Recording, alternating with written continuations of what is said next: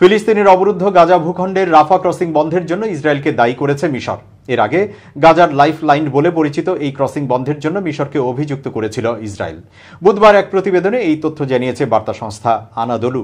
প্রতিবেদনে বলা হয়েছে, রাফা এলাকায় সামরিক অভিযানের মধ্যে দক্ষিণ গাজা উপত্যকায় রাফা সীমান্ত ক্রসিং বন্ধ করার জন্য মঙ্গলবার ইসরায়েলকে দায়ী করেছে মিশর।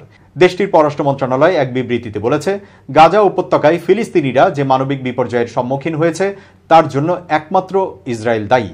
এর আগে ইসরায়েলের পররাষ্ট্রমন্ত্রী ইসরায়েল কাটস মঙ্গলবার রাফা ক্রসিং এর মাধ্যমে গাজায় সাহায্য সরবরাহে বাধা দেওয়ার জন্য মিশরকে দায়ী করেন।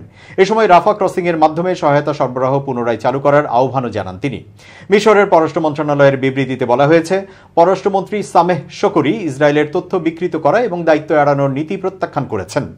একই সঙ্গে শকরি রাফা ক্রসিং এর ফিলিস্তিনি অংশের ওপর ইসরায়েলের নিয়ন্ত্রণ, টার্মিনালের আশেপাশে সামরিক অভিযান এবং ত্রাণ কর্মী ও ট্রাক চালকদের সম্ভাব্য বিপদকে রাফা ক্রসিং দিয়ে সাহায্য সরবরাহে ব্যর্থতার প্রধান কারণ হিসেবে আখ্যায়িত করেছেন।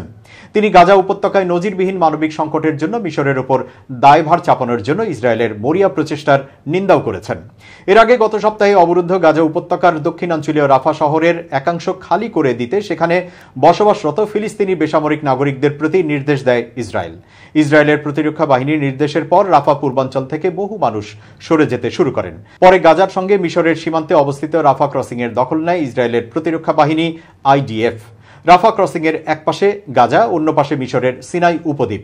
ইসরায়েলের আগ্রাসন শুরুর আগ পর্যন্ত এই সীমান্ত পথটিকে গাজায় বসবাসকারী ফিলিস্তিনিদের জন্য লাইফ লাইন বলে বিবেচনা করা হতো। গত বছরের 7 অক্টোবর হামাসের নজিরবিহীন আন্তঃসীমান্ত হামলার পর থেকে ইসরায়েল গাজা উপত্যকায় অবিরাম বিমান ও স্থল হামলা চালিয়ে যাচ্ছে। ইসরায়েলি এই হামলায় হাসপাতাল, স্কুল, শরণার্থী শিবির, মসজিদ, গির্জা সহ হাজার হাজার ভবন ক্ষতিগ্রস্ত বা ধ্বংস হয়ে গেছে। গাজার স্বাস্থ্য মন্ত্রণালয় জানিয়েছে, ইসরায়েলি এই আক্রমণের ফলে গত বছরের 7 অক্টোবর থেকে এখন পর্যন্ত 35,000-এরও বেশি মানুষ নিহত এবং আরও প্রায় 80,000 মানুষ আহত হয়েছেন। মূলত ইসরায়েলি আক্রমণ গাজাকে ধ্বংসস্তূপে পরিণত করেছে। জাতিসংঘের মতে, ইসরায়েলের বর্বর আক্রমণের কারণে গাজার প্রায় 85% ফিলিস্তিনি বাস্তুচ্যুত হয়েছেন। এছাড়া আন্তর্জাতিক বিচার আদালতে ইসরায়েল গণহত্যার দায়ে অভিযুক্ত হয়েছে।